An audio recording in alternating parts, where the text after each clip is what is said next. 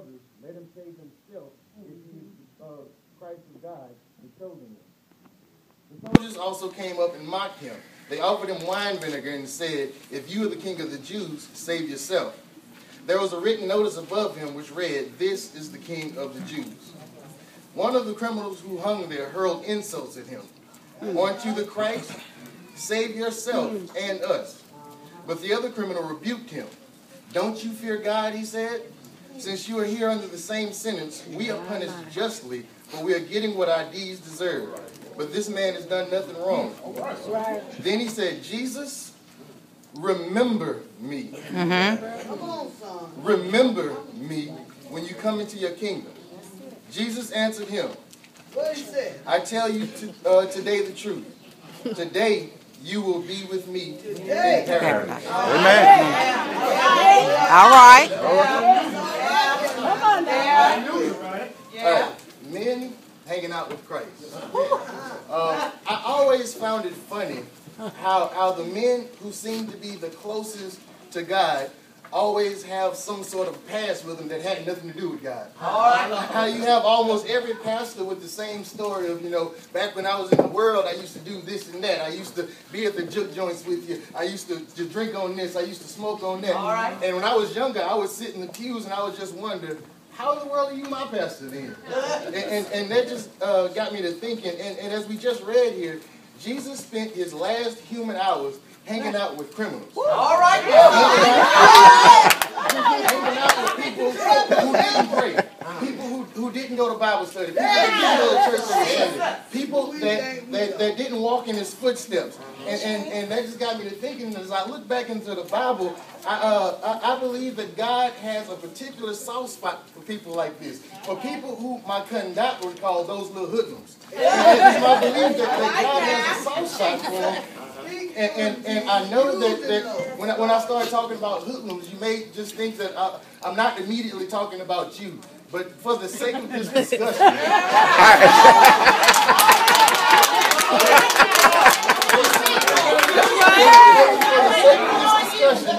I'm asking you to drop off your bougie paradigm just for a minute and understand that everybody has a little bit of that hoodlum in them. I say this so that we can enter into this discussion honestly and clearly without any kind of false to understand what I'm talking about. See, there's this drunk I know by the name of Noah who was drinking too much Crown and Coke. There's this pimp I know by the name of Abraham who pimped his own wife. Anytime you go to somebody else and say, "That's my wife, that's my sister, you can have her," kind of sounds a little bit like pimping. Yeah. There's a hustler I know by the name of Jacob who hustled his own brother out of his birthright. Yeah. There's this bully I know by the name of Moses, and if you got him mad, you'll get you a royal beat down. But God said that I can use him to liberate my people. I know. He's a baller, shot caller, and player by the name of David. And if there ever was a such thing as a thug, he certainly was the first one. But see, they're all men after God's own heart. And don't try to look at me funny about what I'm saying, because there's a little bit of that hoodlum in you. Because let the wrong person cross you. Say the wrong thing to you.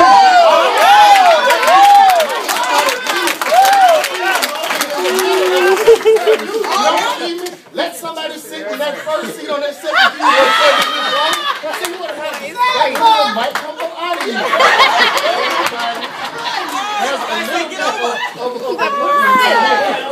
And as we see here, Jesus is on the cross.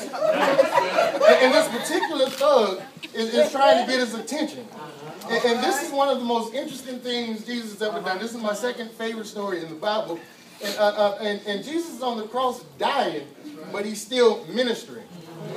Just because he's bleeding did not mean that he had to stop blessing. And Jesus is on the cross dispensing his blessings, even though he's bleeding, even though he's on the cross. And my pastor in Monroe said something interesting that I'm going to kind of steal from him a little bit and flip it around and add to. He said that when they crucified Jesus, they made a mistake. It is my personal belief that when the Romans crucified Jesus, they made two mistakes.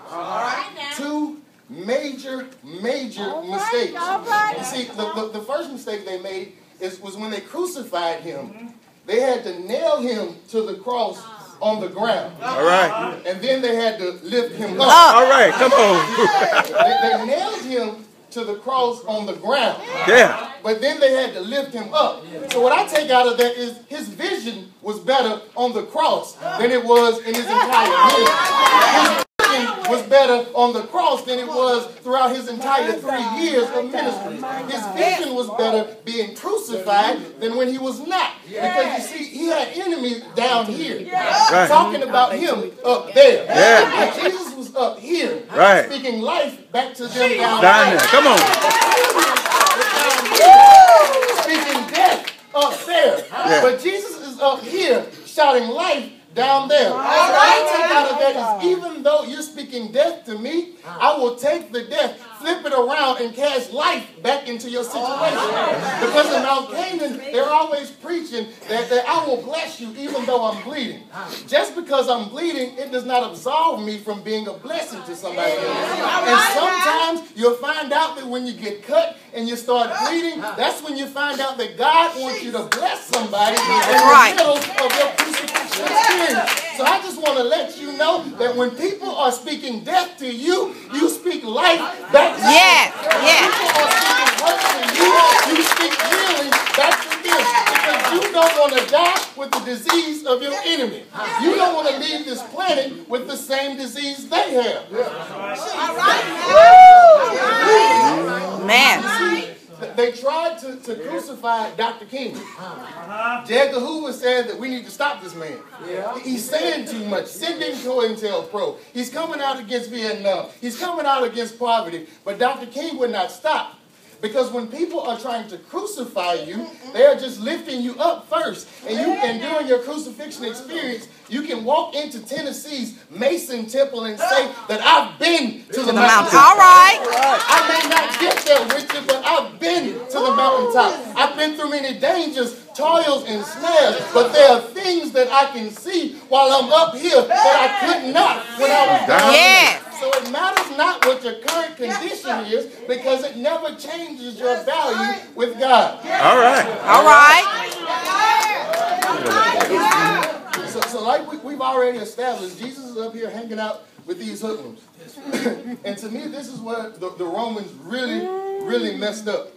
You see, when they crucified him, they nailed his hands. They nailed his feet. All right. They put a crown of thorns on his head. They pierced him in his side. They talked about him, but they messed up. You see, they nailed his hands. They nailed his feet. They put a crown of thorns on his head. They pierced him in his side. All right. But they messed up. Because they never shut his mouth. Yeah. As long as you got a mouth, you can speak a word into somebody's life. As long as you can open your mouth. You see, words do matter. Because the word that became flesh changed our lives. So that as long as you can speak, you can change someone's life. And Jesus is up here on the cross, bleeding and battered and bruised, but he's still talking to God. And one thing in my own personal life that I'm really starting to find out is that whenever you are going through your valley of pain, whenever you are dealing with your hurt, don't you ever shut your mouth and stop talking to God. All right.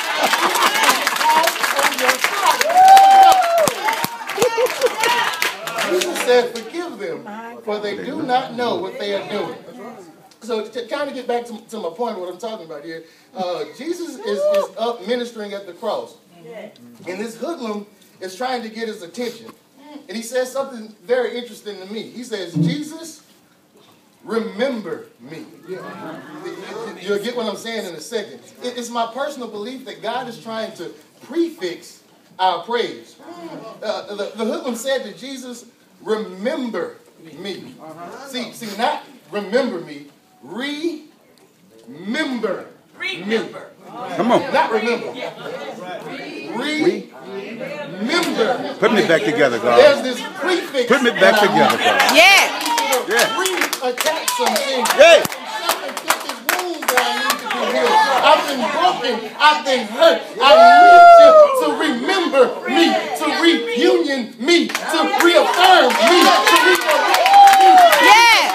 to redecorate me, to reconstruct me, recondition me, renew me,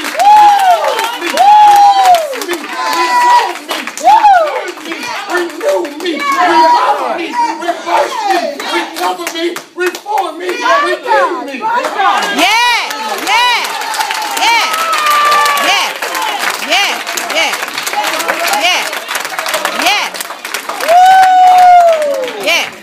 He says, I need you to prefix my praise. And I just love what Jesus said back to us.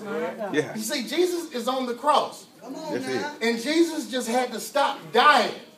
And he said, this day, This day. you will be with me in paradise. This day, you will walk with me in paradise. Jesus did not say, well, can you speak in tongues? Jesus did not say, well, have you been baptized? Jesus did not say, well, have you been confirmed? Jesus did not say, well, what church do you go to? Jesus did not say, do you know salvation theology? He did not say if you're AME, UCC, UNC, ABC. All right. OCD, HIV, AMC. You're drug free. You're driving LTV.